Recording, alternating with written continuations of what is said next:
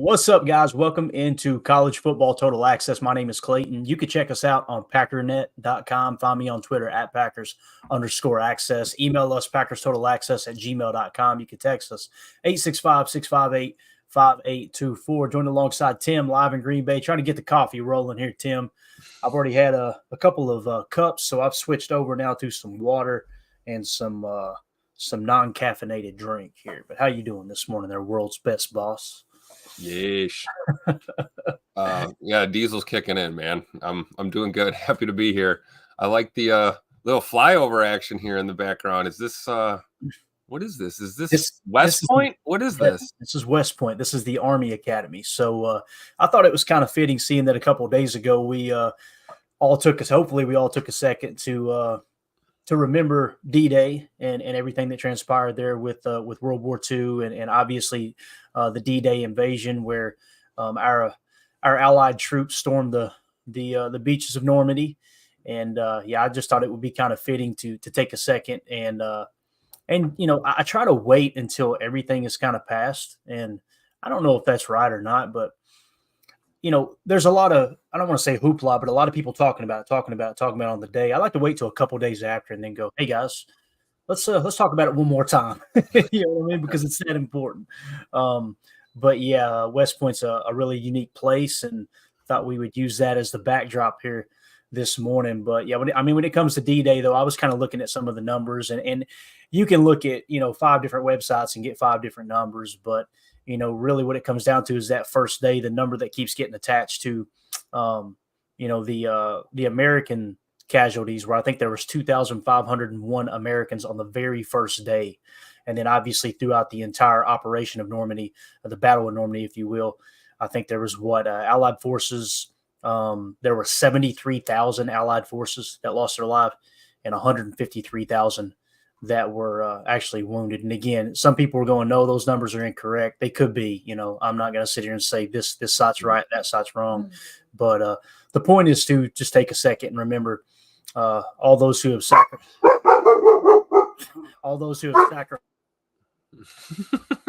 Something just popped off. Lincoln agrees.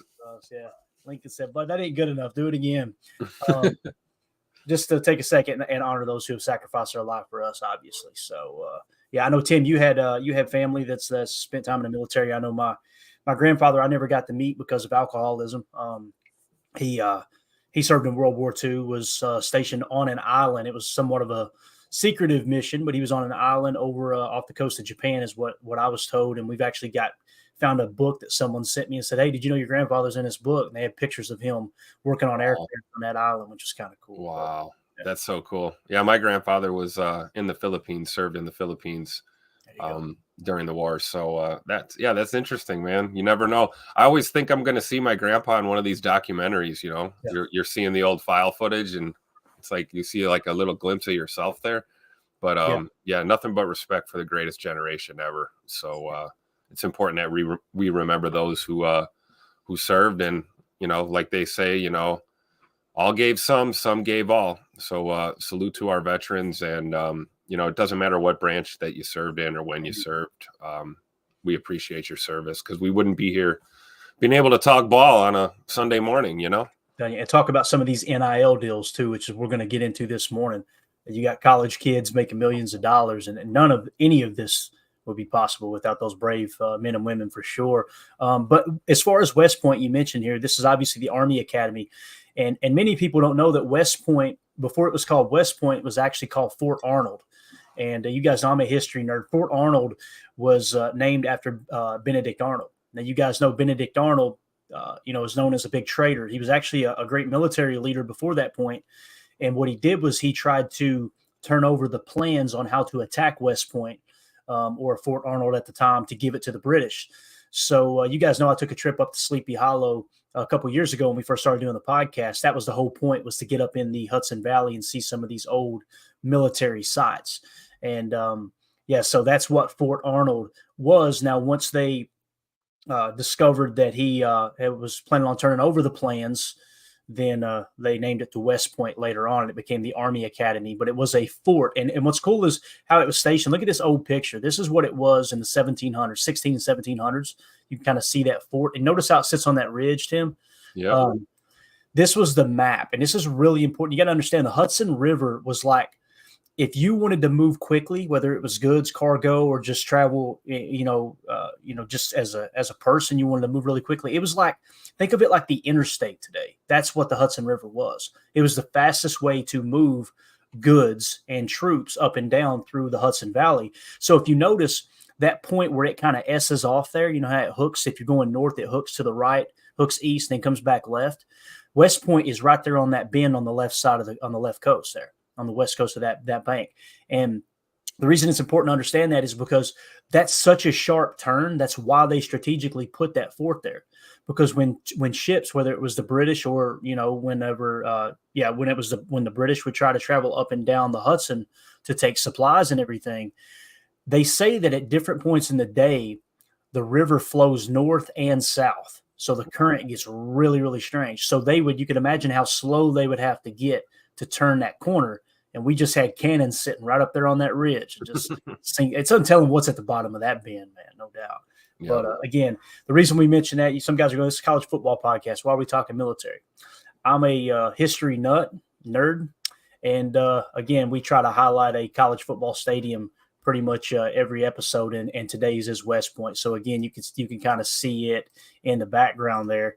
Let me drop this back down real quick. And you can, that water right there is not the Hudson. Just on the other side of that ridge is the Hudson, because the stadium sits inland just a touch. But it's just a beautiful backdrop, man. That's a cool shot there where you can kind of see the Hudson. So, yeah, there you go. But enough of that. Let's again just thank you to everyone who's continuing to serve, and obviously forever indebted to those who gave their lives for our awesome country. So, all right, let's do this, man. Let's jump into some college football talk. I've got several topics we can hit on, Tim. These are kind of cool. A few different things. First of all, let's jump into the college football rankings according to CBS. It's going to be hard for you guys to read. I just got it up here so I can read it off to you. But these are the very first playoff rankings of what CBS Sports called this, okay? So this is how their rankings sit. They've got Michigan number 1, Washington. No, really? Yeah, Washington number 2. And it's funny because other rankings, you've got Michigan like 7 or 8. And it's because they're projecting going into the season. But I kind of feel like until someone knocks them off, they should hold that spot. You know what I mean, Tim? Like, yeah, I agree. You see that 15-0 up there. It's hard to argue with that and a title. So I agree with that. Definitely. So you've got Michigan 1, Washington 2, Texas 3, Alabama 4, Florida State 5, Georgia 6, Ohio State 7, Oregon 8, Missouri 9. Penn State 10, Ole Miss 11, Oklahoma 12, LSU 13, Arizona 14, Louisville 15, Notre Dame 16, Iowa 17, NC State 18, Oregon State 19, Oklahoma State 20. Thank you, Tim.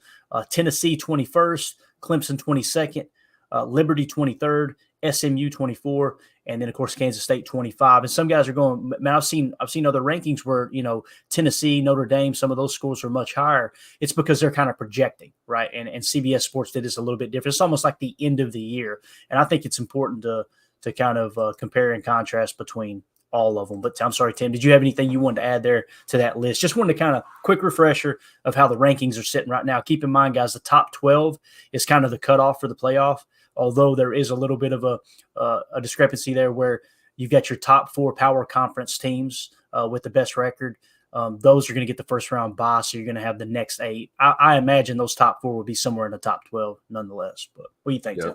I think it's cool because, you got to, let's face it, you got to be in the top 25 to even consider hitting top 12 status. So right.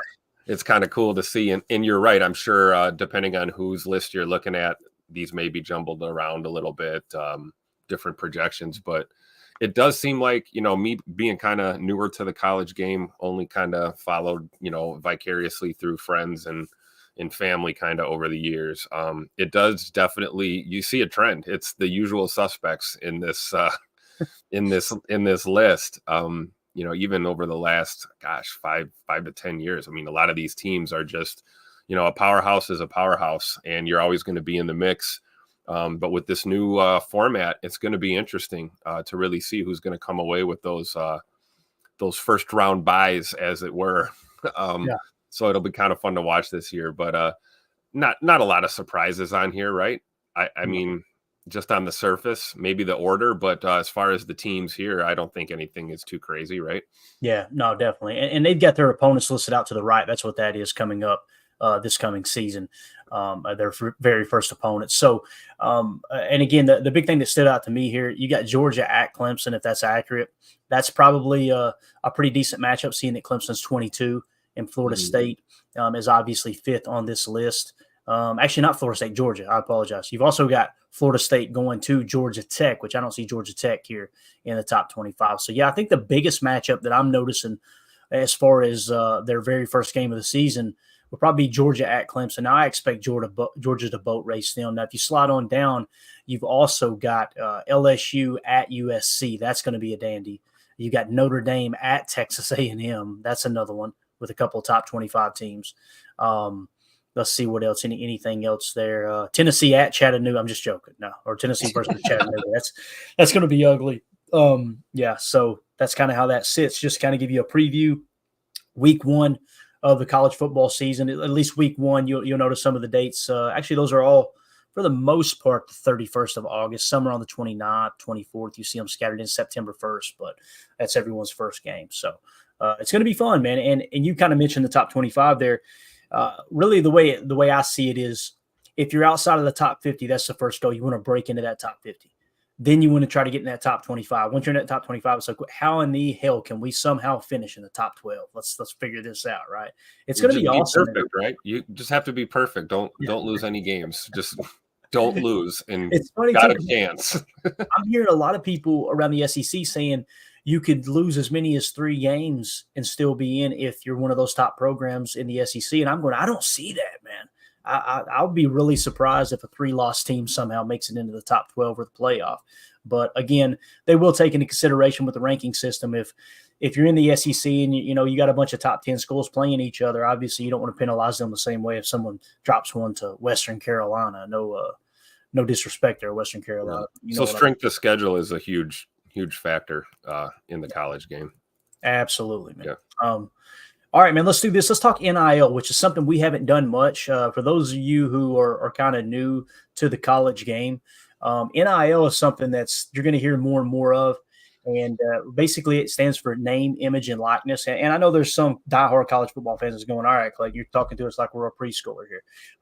There's many people that watch this channel that aren't college football fans, and they're starting to kind of get into college football because we're talking about it more, and we're kind of talking about it from a Packers fan perspective. But with name, image, and likeness, these students are now allowed to make money. Which, if you're one of the old school that you don't agree with this, that's cool. We can agree to disagree. Me personally, I'm pretty passionate about it. I don't understand how any organization can say no, you're not allowed to have a job. You're not even allowed to sell your own autograph. That always just irked the heck out of me. While at the same time using your photos and your image and likeness to make millions of dollars. Right. I mean, it's wild. And as soon as they said it was going to go to court, I was like, here we go. Because constitutionally, you are not allowed to hold any other American back from making money if it is legal. Yep. And, the NCAA, for the longest time, they kind of pretended like they were above everyone else, and we can tell you what you can and can't do. It's just cool to see that kind of fall now, right? Because and listen, I understand it's not like these kids were starving. Okay, don't get me wrong. I know they wasn't on campus and they couldn't afford to buy a meal. It wasn't like that. But the fact that you weren't even allowed to get a job because you were on scholarship, you weren't allowed to make more money. It was just really, really weird to me. So, but with the name, image, and likeness, this is according to On3's website. They've got an On3 NIL valuation, I should say. And then you'll notice another number out here to the side, which I'm not sure what that number is as far as right here. Maybe it's this year, and then that's the total value. It could be. I'm not 100% sure, but we're just going to go off the On3 NIL valuation, okay? And it's pretty wild, man. Number 1, Shadur Sanders, obviously Deion Sanders' son, quarterback out there at Colorado, $4.6 million, Tim. And it does show their following on social media. And I know some people will roll their eyes at that. Who cares? That's a big marketing tool, man. The podcast you're listening to right now, we use social media to spread the word that we're doing a podcast, right? Every business that's looking to expand, if anyone who runs a business, they roll their eyes at the thought of using social media to help expand your business, you're really getting left behind. So obviously that's a big thing for these kids. That's kind of their label. That's their market, if you will. So I think that's that number. I think that's their total following. 2.5 million. Yeah. What like altogether, breakdown 1.8, 607,000. I think that's what that is, the total following. That makes sense then. Yeah. Okay, got it. So as far as the dollar amount attached, thank you for deciphering through that there, Tim. $4.6 million Shedeur Sanders is on 3 NIL valuation. Number 2 is Livy Dunn. I think her name's Olivia Dunn, and she's a gymnast. I had to look her up, and she is a gymnast. She's got 13.2 million followers on social media, and her NIL is looking at like 3.9 million. So someone is really, really popular. You guys know gymnastics in America is no joke. Like it has been for a long time. Obviously, we just had the Simone Biles effect come through Green Bay, and you know how how that really kind of got some other fans involved. Number 3, which is actually the number 2 college football player behind Shedeur Sanders, is his teammate Travis Hunter. And for those of you who don't know, Travis Hunter and Deion Sanders have been very close for a long time. Deion's almost like a father figure to Travis Hunter. Travis Hunter is one of the most electric college football players I've ever watched play. He reminds me of a throwback to Champ Bailey. When I was back in high school, Champ Bailey for the Georgia Bulldogs would play receiver and corner. He played both sides of the ball. Obviously, Deion played both sides of the ball at times in his career. Charles Woodson, the great Green Bay Packer, Hall of Famer, NFL Hall of Famer. Obviously, he played both sides of the ball at Michigan, won a Heisman doing so.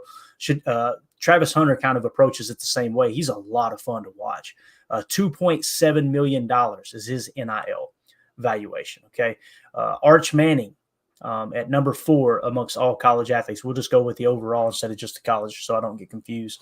But Arch Manning, you guys are going Manning. That sounds familiar.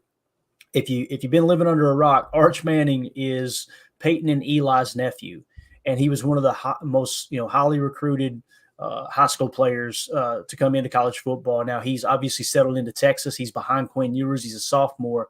His NIL, Tim, he's not even starting. He's a backup. 2.4 He's a Manning. He's a Manning. Exactly. $2.4 million. This is what's wild. Look right below him. Quinn Ewers, the quarterback that's starting over him, is making, what is that, 0.5, so making $500,000 less than him in NIL. And he's better than him. It goes to show you, man. It's all about label and what these different groups, organizations, collectives, what have you, are willing to pay for NIL. What do you think about those top 5 though there, man? It's pretty cool to see a female gymnast climb up there in the top 3 too, man. That's kind of cool, I think. Well, yeah, like you said, I mean, look at the following. She's crushing everyone else when it comes to the following. I mean, nobody on this list is even what's Shedeur? Go back to the top there. Mm-hmm. Yeah, 2.5 million. That's your second place compared to her at almost 13.5 million. So I think that's pretty cool, man. I mean, think about it. Like you said, gymnastics is huge, especially at the college level too. And so I think she's drawing a lot of attention to the sport, and that's just big for her. So, you see these football players that are just paling in comparison to her. But no, I think, it is telling to see Arch Manning, making a little more bread and a little bit more of a following as the number 2. But I mean, clearly he's going to make that step in the next couple of years, obviously. I guess the question is, do you see a transfer for him at some point? Who's that? Arch Manning. Arch Manning. Well, that was the thing. Like, Notre Dame was recruiting him. I want to say he kind of gave a soft but verbal commitment to Notre Dame, and then he obviously switched up. I want to say there was like 3 different schools that were involved, and no one really knew where he was going to end up. I think there's a chance he transfers, but at the same time, with Quinn Ewers being a redshirt junior, if he has the year that they think he's going to have and he goes pro, I think to answer your question, it's whether or not Quinn Ewers goes pro. Right. And I honestly believe, and this in no way am I trying to disrespect Arch Manning, okay? I am not knocking him for this. But if that NIL money was, 1 million or less, he probably would have already transferred. They're Right. obviously paying him to keep him there. So if Quinn Ewers does go to the pros, I think Arch Manning will stay in Texas. If Quinn Ewers comes back for another year, maybe that money, someone else will exceed that money, right? And give Arch a little bit more money, or at least close enough to that number where he can go be a starting quarterback somewhere else. I think there's a chance of that, but he's obviously in place here for the 2024 season. And that's, when you ask that question, Tim, it's like nobody knows, because Right. we're in the Wild West right now, man. This is so new to everybody. That's what's so exciting about it too. Is, to me, you're meshing the great sport of college football in with professional sports, and you're kind of getting that business side of it too. That's what really piques my interest with college football now, for sure. I think it's great. I think it's going to help a lot of these athletes that are going to go professional, whether it's the NFL or, whatever your sport is. I mean, it's giving you kind of a crash course in money management and, having your affairs in order. I think as time goes on, we'll see a lot less of, the young athlete that gets that first pro deal and, blows all the money on a Lamborghini and, is struggling to pay the bills later. I think a lot of these kids are going to just really, learn what it's like to have to manage, massive amount of money. Obviously, hopefully that they have more success as they advance in their career, but, nothing's promised, especially when you're putting your body on the line. You could get hurt at any moment and your meal ticket's gone. So it's important to, get your legs under you and understand what's going on financially. So I think it's good for these students. Really. I really do. Yeah, I agree, man. Number 6 on the list is Jalen Milroe, quarterback for Alabama. 1.6 million is what's attached to his NIL. Number 7 is Carson Beck, Georgia quarterback. 1.6 million attached there.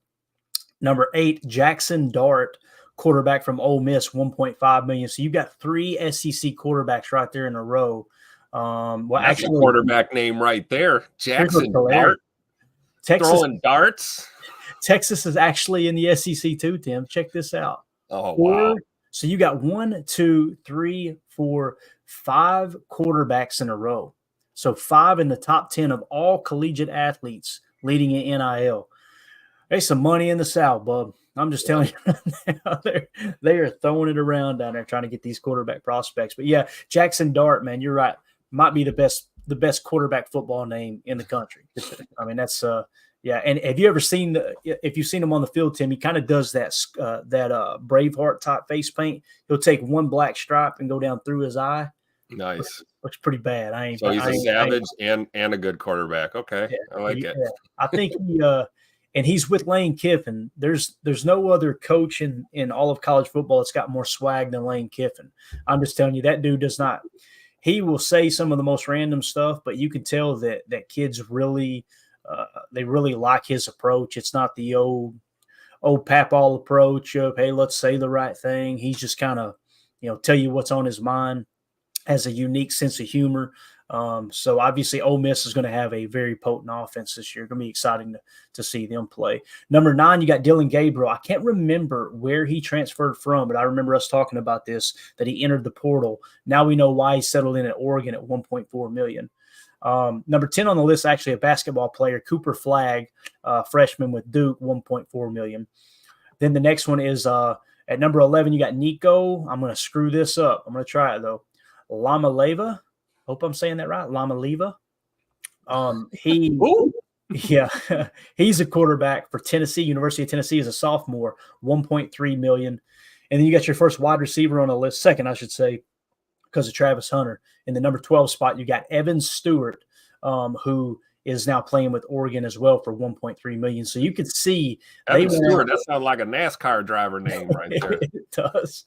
So Oregon went out and paid $1.3 million for Evan Stewart, a wide receiver, and then they paid Dylan Gabriel $1.4 million. So they're like, hey, we need a quarterback and a pass catcher out here. So again, just wanted to kind of give you guys an idea of what the NIL looks like. If we climb on down the list here, you see a lot of them right around the 1 million mark. Like Riley Leonard came over from Duke to Notre Dame for $1 million. And then you're going to get, look how it drops off here. Well, it's undisclosed. I shouldn't say that, but I imagine it drops off pretty sharp. The rest of these are undisclosed here. But there's Julian Lewis. We talked about him committing to USC, $1 million I think he's going to be a freshman, I believe. Yeah, he committed on August 22nd, 2023. So that's a freshman there. That's going to be making $1 million as a freshman for USC, and I'm pretty sure what's his position. Yeah, he's playing quarterback. He was kind of an athlete, but he's like they settled in at quarterback. So that one is a freshman. You got Cam Ward in the 19 spot, quarterback committed to Miami. 1.1 million is his reported NIL, and he signed on January 13th, 2024. So those are the two freshmen that are there within the top 20. But anything else you want to add to the NIL talk, man? I think it's important to remember that even seeing these numbers at the top of the list, 3.9 million, 4.6 million, 2.5 million, that is still chump change compared to the amount of money that is being made off of these kids. Absolutely. So it's important to remember that. It seems like a lot, and they're student athlete, student comes first. Yeah, that's true. But college ball is college athletics is big business, right? We're talking, multi-billion-dollar industry probably. So, I don't have a problem with, Arch Manning making some money and, Shadir Sanders making some money. I mean, it pales in comparison to what's being generated around them, not just for the universities, but for a lot of these companies too. So yeah, I tried not to laugh when you said that, because it's like everyone goes to college. Maybe not everyone. A large majority of people go to college to get an education so they can get a good job and make good money. And that's I know there's been this stigma.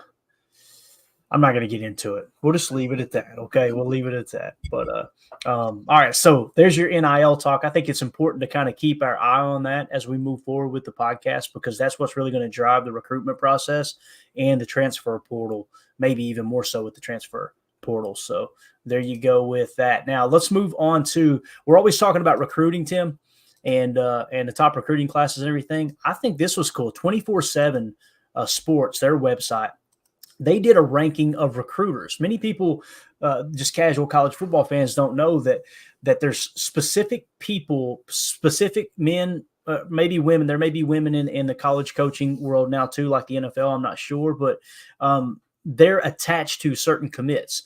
Like, so you've got like an assistant coach that might be recruiting this specific player.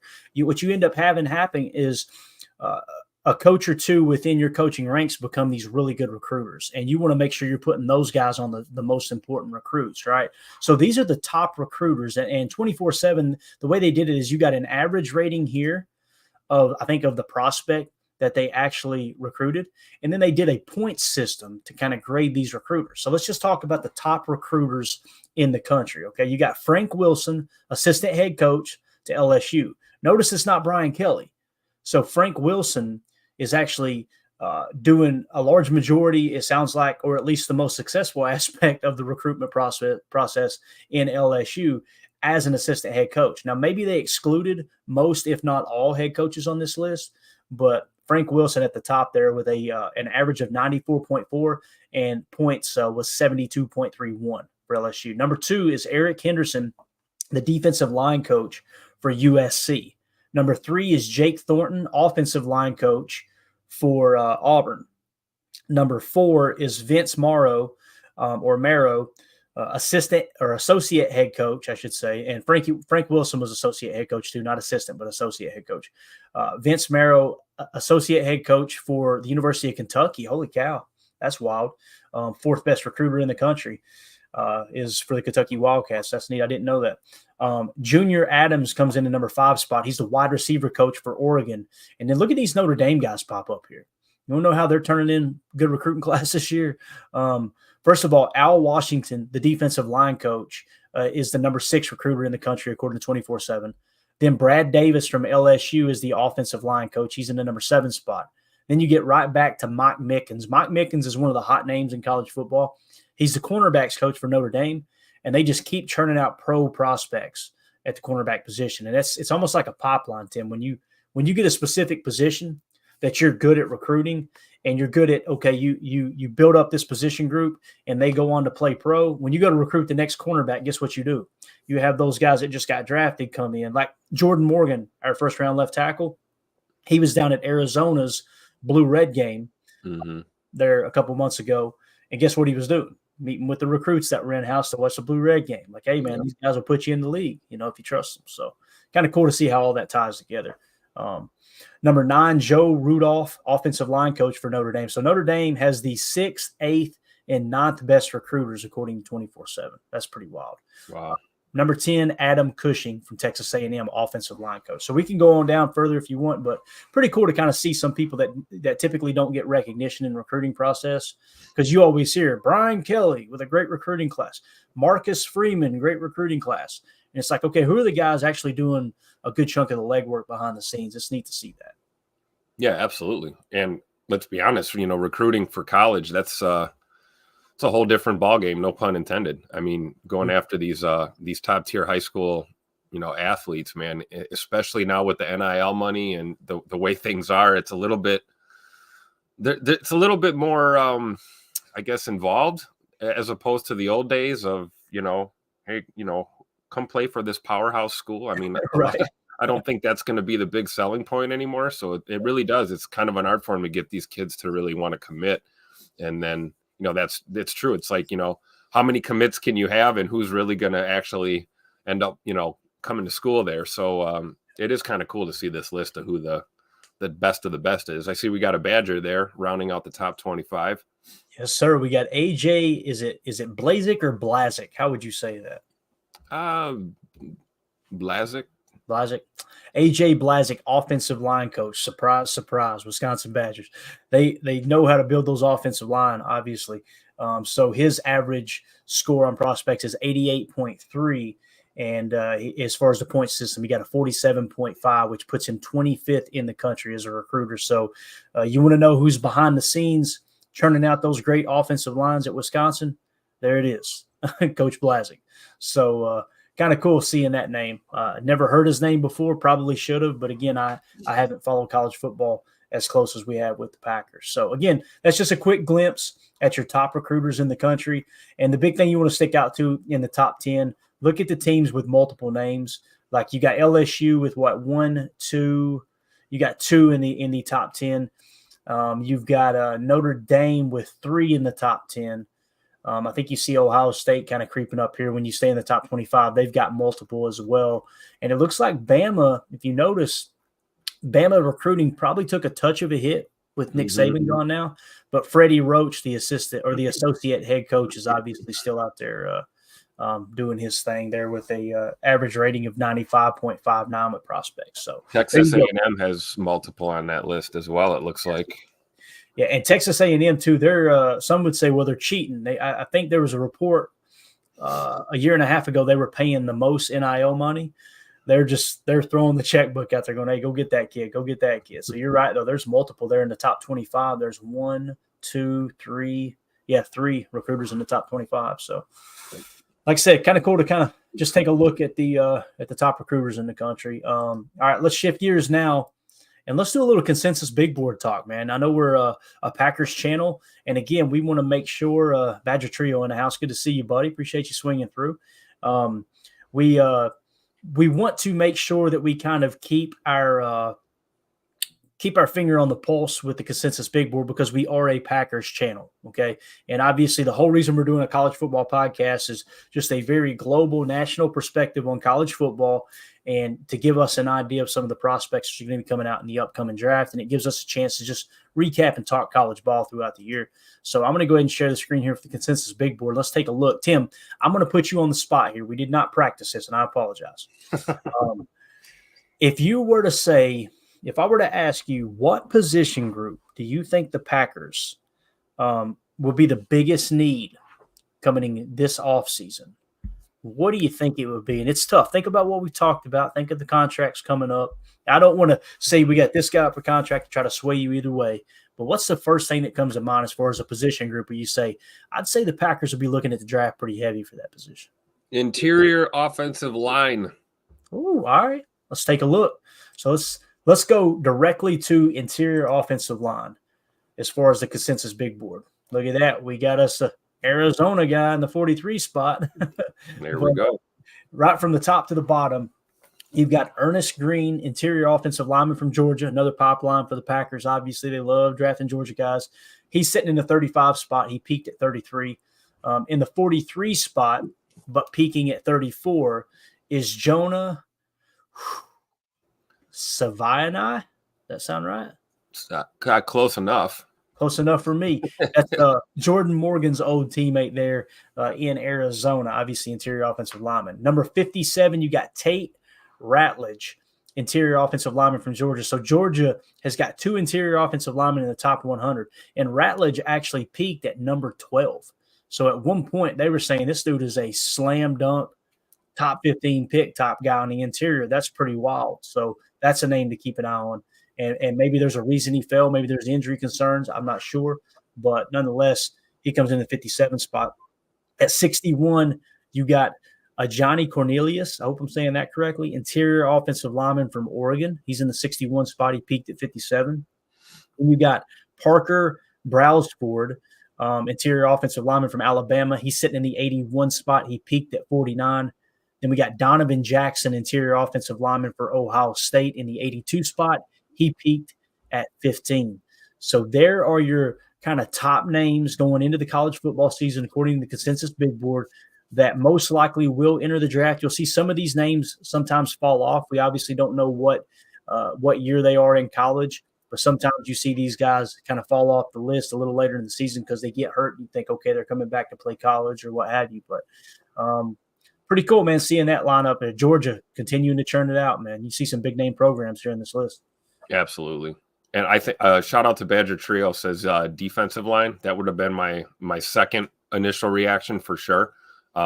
Shoring up that D line and that O line. I only went O line first just because, are we going to see it from Josh Myers this year? Is this the year that we're gonna see it? Last year. I know, but it's like, and then we've got some we added some muscle there to that O-line in the draft this year, and we'll see where guys are going to play. But I think center, right guard, those are spots we got to figure out here going forward offensively. But yeah, absolutely, I'm with the Badger Trio here. D-line is definitely a priority as well. That'd be another good position group to look at, I think. I agree with both of you because I really do. I think it's going to come down to Jacob Monk. And is he as good as some people within the building are saying he is? Mm-hmm. And here's the other thing, too. You're getting an audition for Jordan Morgan at right tackle with Zach Tom being out with the pec injury. What if Jordan Morgan just dominates at right tackle and they're like, holy cow, he can handle it? Guess what happens? Next year, you kick Zach Tom to center, right? Josh Myers and let him walk. And now what you'll probably have at the right guard position will be a battle between Sean Ryan, Jacob Monk, all those guys, right? Yeah. So if you can't – and here's the other thing too. I'm not ruling out Elton Jenkins playing center and Zach Tom maybe kicking the left guard or something like that. You just get your best 5 out there.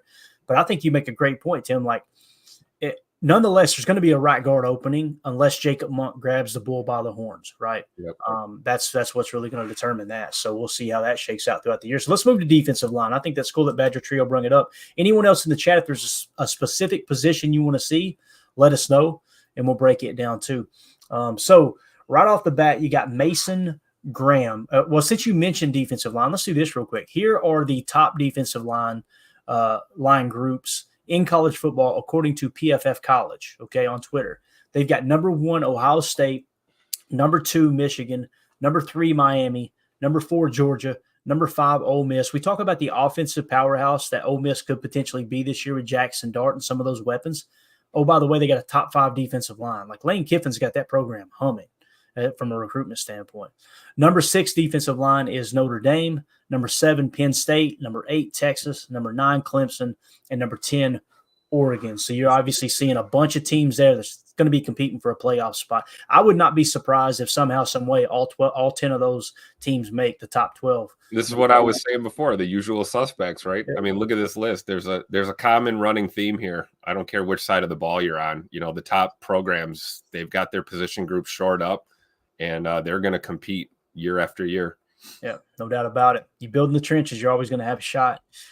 So the top defensive line prospects, Mason Graham from Michigan is in the number 6 spot overall. This is as high as he's been to this point. So this is where he's peaked at, is the number 6 spot.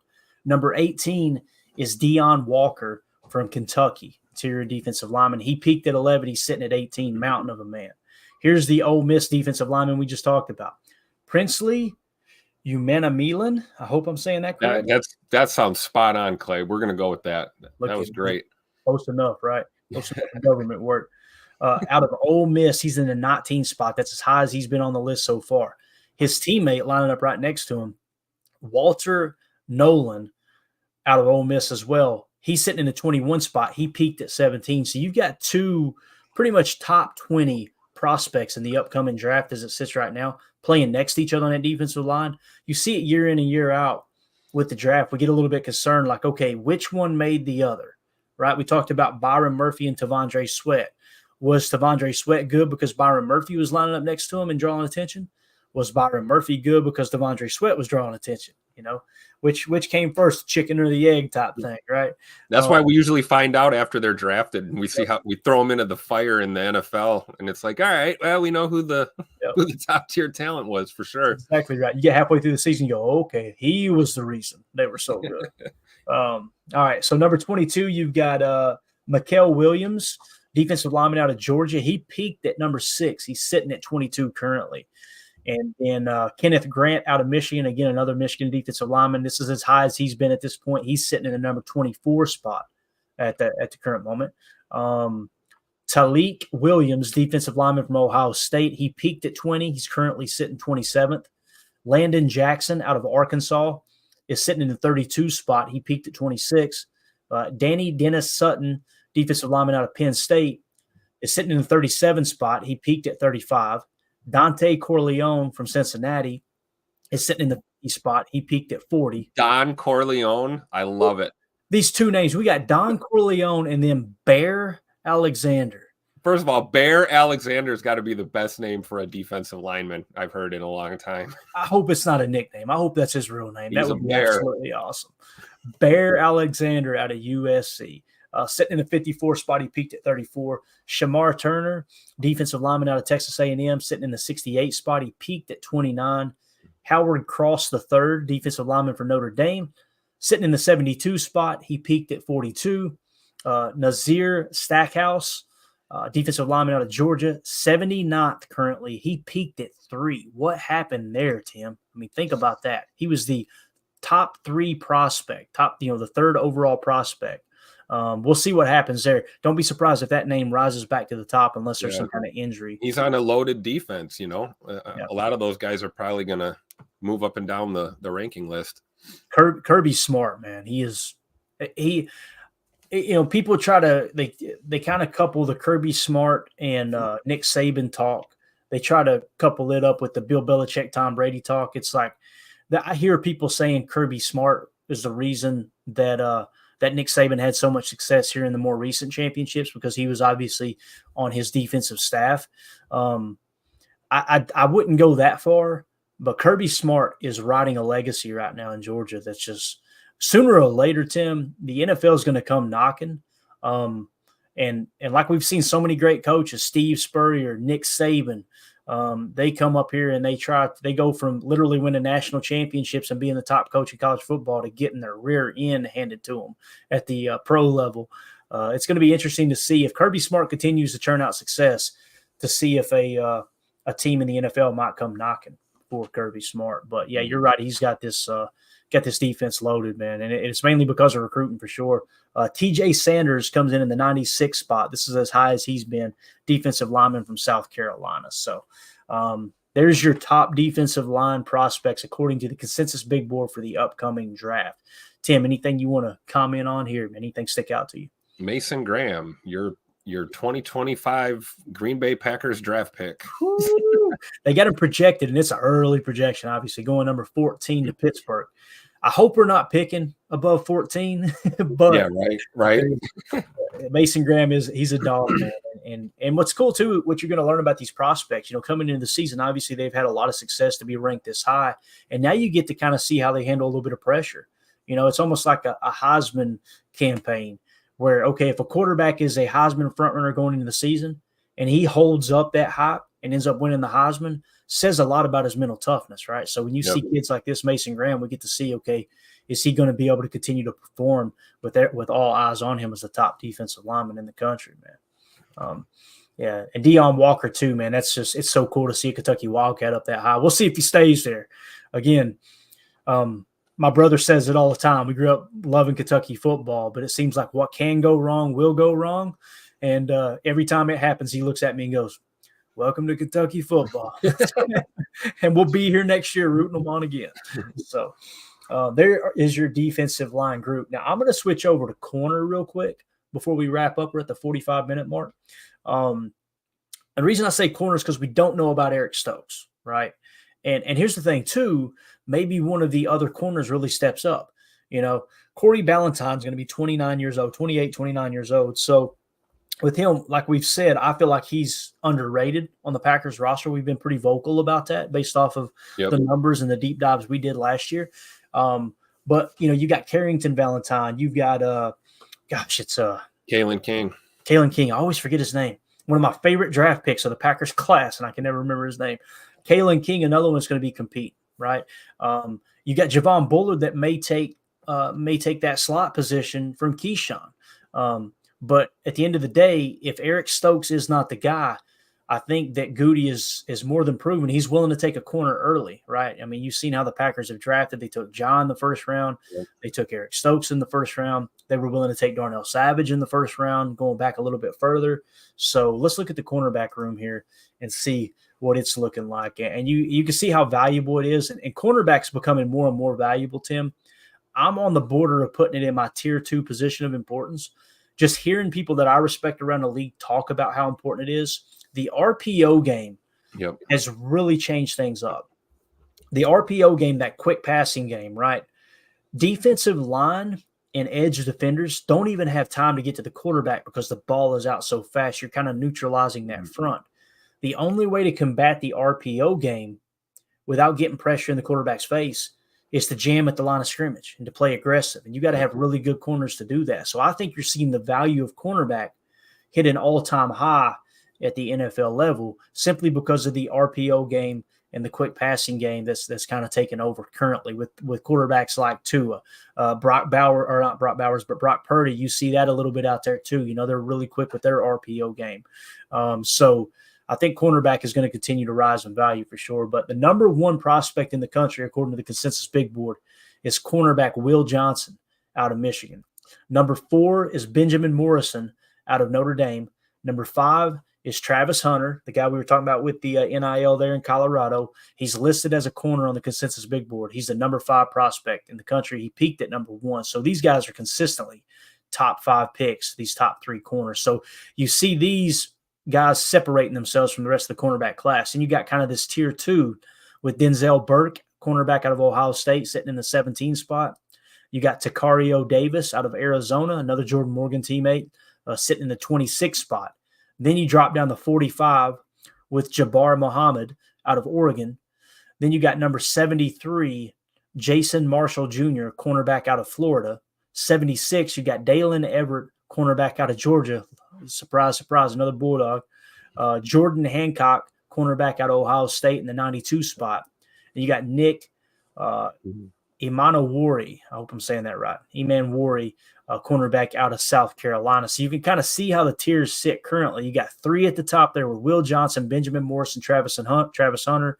Tier 2, Denzel Burke, Takario Davis. Tier 3, kind of alone there, Jabbar Muhammad. But what do you think about the corners here, man? Well, we're obviously going to draft Dalen Everett from Georgia, right? I mean, it's just foregone conclusion. We might as well just put him at the top of our mocks right now. Get pretty good odds on that draft pick if you want to bet on it. I think it'd be worth the investment, to be honest with you. No, that's so true. But no, I think you're right. You basically said what I was going to say is that the way the offensive game has evolved in the National Football League the past really 5 to 10 years is indicative of how these defenses have to play. And it places a little more value on corner, especially guys like slot corners or press man corners that, you need guys with that athletic ability to be able to challenge these receivers because it's true that the guys are not going to get to the quarterback if the ball's coming out in, 1.2 seconds after the snap. So you place a little bit higher value on some of this cornerback play, and you can see what a team in the NFL with a poor cornerback room looks like. They get lit up all the time. So you've got to place this position group at a higher priority. I think I'm going to go ahead and say you should do it. Put it on up there in tier 2 there, Clayton. Go ahead and just do it. I tell you, I've been fighting it for a while because I feel like it's one of those positions that you can kind of scheme around it. You can play shell and really keep everything in front of you and just kind of play bend but don't break, and that reduces the value of it. But hearing Greg Cosell and hearing assistant coaches, defensive coordinators talking on podcasts at the college level and talking about the emergence of the RPO game and how important it is to have strong press corners. Now, listen, out of this entire class here, there may be 1 or 2 that's true press corners. It's not like, okay, these are top 5 prospects. They're great at press. We talked about that with the talk between Terry and Arnold and Kool-Aid McKinstry last year, right?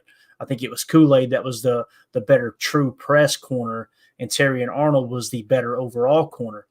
Just because you're a top 10 prospect, top 25 prospect, doesn't necessarily mean you can play press because you're just that good. It is something that has to be learned and has to be perfected. And there's a reason that there's very few guys in the history of the game that can play really good press coverage, and they went on to be Hall of Famers. And I'll tell you another player, too, that I felt like got overpaid this offseason was Ladarius Sneed from Kansas City. You remember he got traded and paid.